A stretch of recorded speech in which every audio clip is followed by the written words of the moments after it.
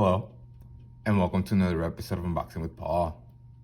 Today, I bring you the Samsung Galaxy A51, Samsung's entry-level 5G phone. Let's take a look at it.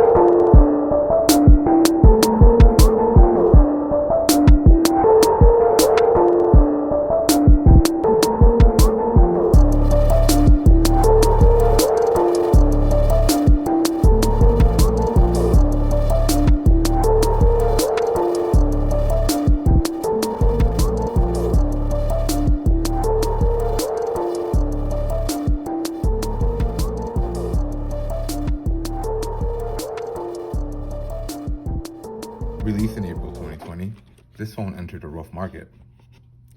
Let's see if it made a good first impression.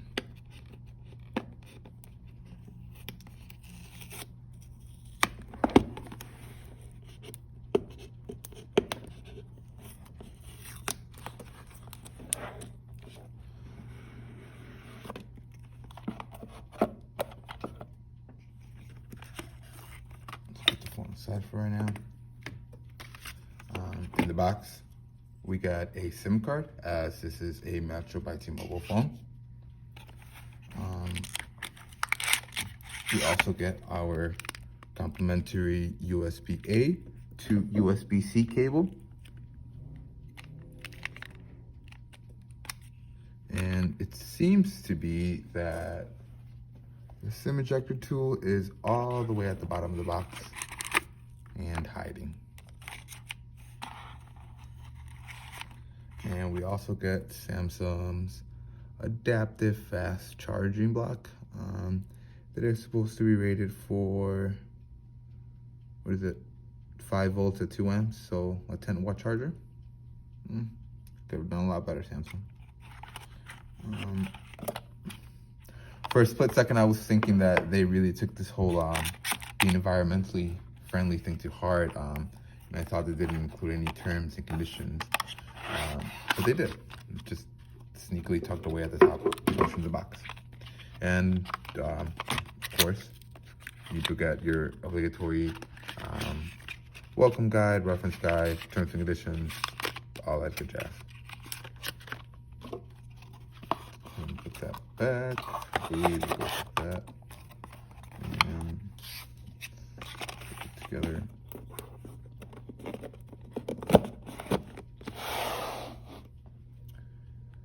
Now, the phone itself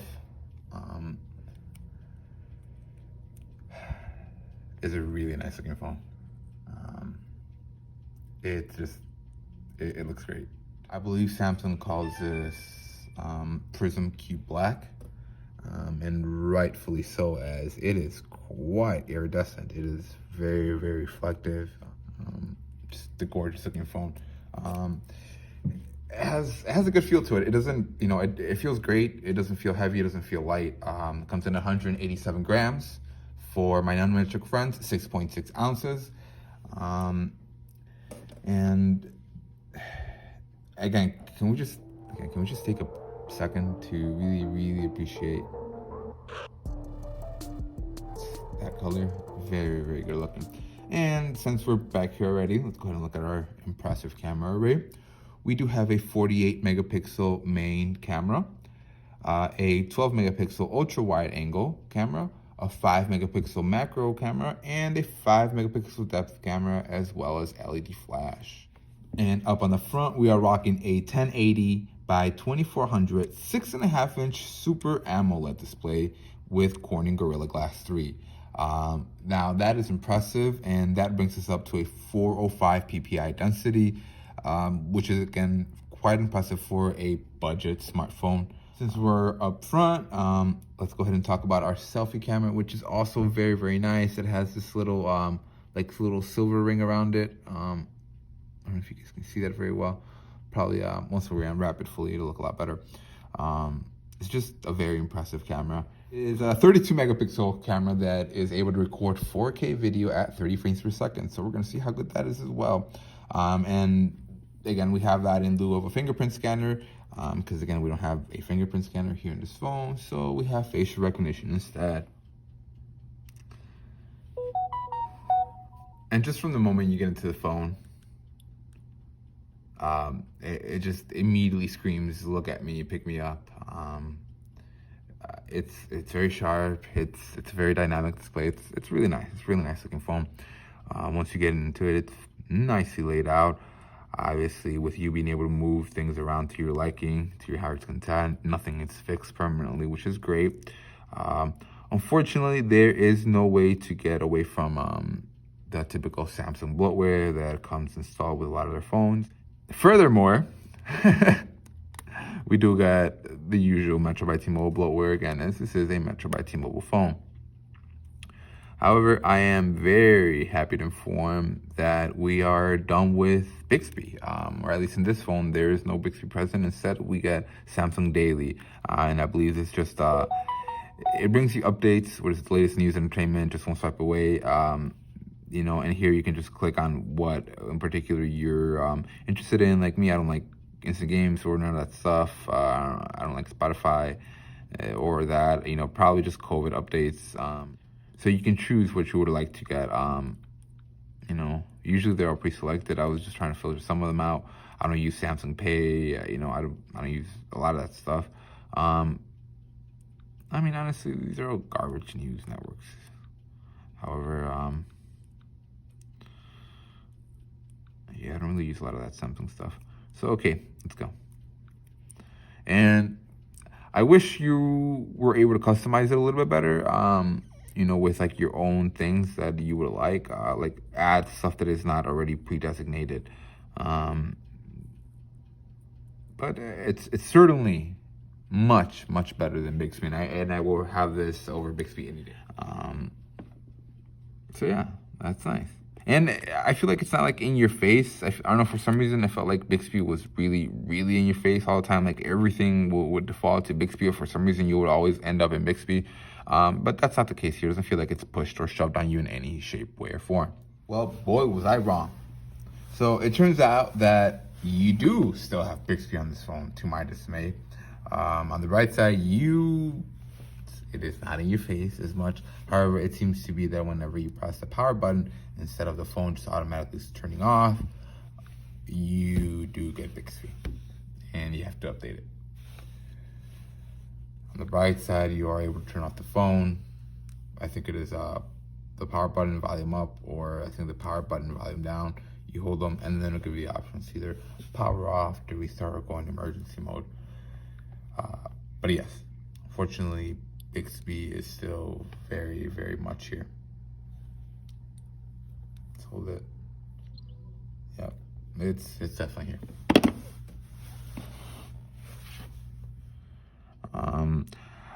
I know our camera is gonna look great, so let's go ahead and just hold that off for a second.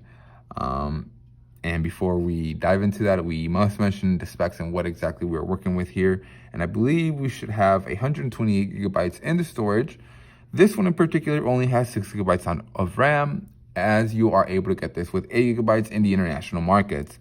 We also get an octa-core processor with 6 efficiency cores clocked in at 1.8 gigahertz and 2 power cores coming in at 2.2 gigahertz to handle more power-intensive tasks. We also happen to get dual-band Wi-Fi AC, Bluetooth 5.0, NFC, even FM radio. However, our USB-C is still at 2.0. But the big thing here is 5G connectivity, obviously. Unfortunately, I won't be able to, run a speed test for you guys. And sorry. However, just take my word for it. It's pretty fast. Or you can, look up other people's speed tests, as they are pretty fast. Now, the phone itself, they went with a great design. They kept it fairly clean for the most part. On the left side, it's again pretty clean. Not much on it except for an antenna band right up here. And then at the very top of the phone, we get our SIM/SD card tray, along with another antenna band and a pinhole microphone. On the right side of the phone, we got another antenna band up at the top, followed by our volume rocker and our power button. Now, this drives me up the wall. Number one, why would you put the power button right next to the volume rocker? Number two, why wouldn't you make it textured? And number three, why would you put it on the same side? Did I mention that already? Okay, well, why would you put that on the same side? In case I didn't. But nonetheless, it's there. Now, all the way at the bottom, we have what looks to be a pretty nice setup. We have dual antenna bands at the bottom. We have a headphone jack. Yes, ladies and gentlemen, we still happen to have a headphone jack. Today, in the day and age of the 5G, Samsung has chosen to keep the headphone jack. A good move on their part. Our USB-C, which is unfortunately a 2.0, another pinhole microphone, and finally our speaker grill. It will be interesting to see if, and I should have looked this up beforehand, but it'll be interesting to see if this is the only speaker grill or if the earpiece up here also doubles as an additional speaker, because I can very easily see myself covering this up as I am holding it to play around or to game or just to watch normal video. But again, it's a great looking phone. I love it. And again, that little silver ring around, there we go, around the camera at the top. There we go, you can see it. I love that. And of course, facial recognition works super well. Oh, what? Of course, it wouldn't recognize me as I am trying to show it off. No face detector. What do you mean no face detector? It's me. Jeez, that made me look really bad for a second there. Of course, I am beyond curious to find out what kind of Geekbench scores we're gonna get here. I'm pretty sure I saw them already, but I see scores all the time and I see numbers all the time that I can't for the life of me remember, how poorly this does, like compared to other phones, especially in this price range, or a little bit lower, a little bit higher. Again, especially because 6 of those cores are efficiency cores, clocked in at basically 1.8 gigahertz. And the other 2 are the power cores, the big, heavy, muscly cores that are going to come in at 2.21 gigahertz. So let's go ahead and find out. I will be right back with you guys as soon as this is over. And we're done. Let's go ahead and find out. We got a 674 on the single core and 1861. Now, again, I'm not really too familiar with these. I haven't, dealt with these in a long time, but I'm pretty sure that 674 is pretty good in comparison to, I think, like a 180 something or a 200 that we got for the Galaxy A51. Man, that phone did terribly. So let's go ahead and let's see, 674 compared to basically 900 in the OnePlus 8. Not bad. Not bad at all. And keep in mind, this is like the flagship phone, that's pretty good. Galaxy S20 Ultra 800 versus our 6. That's not bad. That's not bad at all. That's not bad. So at least we're further ahead than the Galaxy A71, which I would expect. We're more right along the Xiaomi Mi 90 Pro. Yep, 674, 654. Yeah, a little bit better than that. And of course, the multi-core 1861 versus 3272 on the OnePlus 8. And what is it? 1861, 1848 on the Xiaomi Poco phone. What is it? 1861. Wow, the Mi 90 Pro did way better than us on the multi-core. Okay, that's to be expected, but that's not bad. So that's not bad. That's not bad at all. With those 6 efficiency cores and our 6 gigs of RAM. So this is what video on YouTube looks like on the Galaxy A51.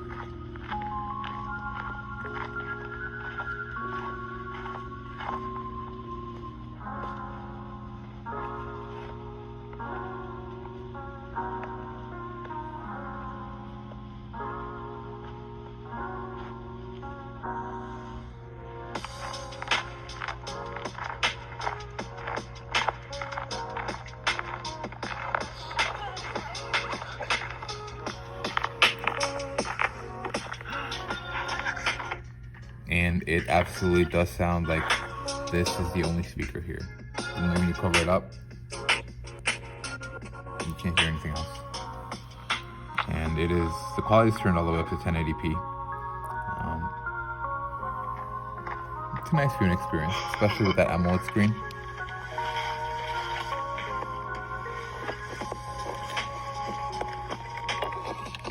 The video around the camera is really nice. It doesn't distort, it doesn't get dark or anything like that.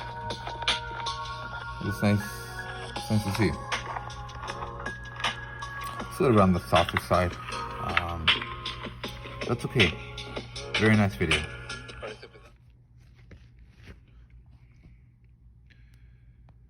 So I just wanted to show what kind of camera quality we can get with the Samsung Galaxy A51.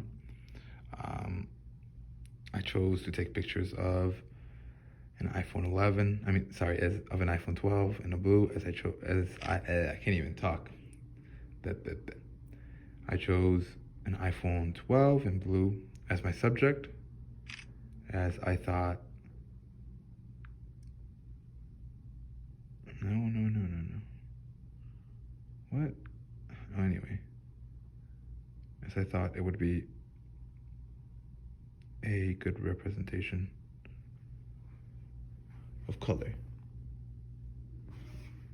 especially with how deep and blue it is. But I'm not sure what that was. But apparently there's a bunch of different modes.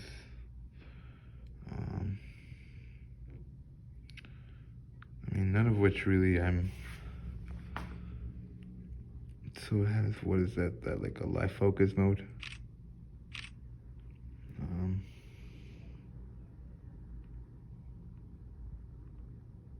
So it has live focus mode.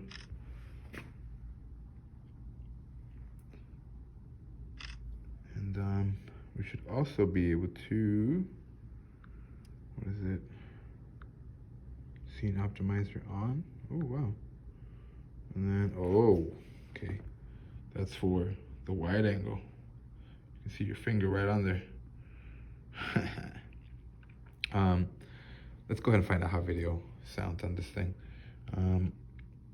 We're just gonna do normal video, 16:9. And then this has a function called super steady, which I love. So here, it's hard to describe. It's steady, trust me. But again, let's go ahead and record video. This is video on the Samsung Galaxy A21. Just to see how well or how poorly this phone does. I know it's going to do fairly well. Let's go ahead and try to zoom a little bit. Give me a second. Okay, so I guess you can't do that. You can, let's see, you can zoom if super steady is off. So, okay. Well, that is great zoom. I don't know how useful that is. That is great zoom. Let's go ahead and take a zoomed out video. Then let's try to see if it'll let us zoom in.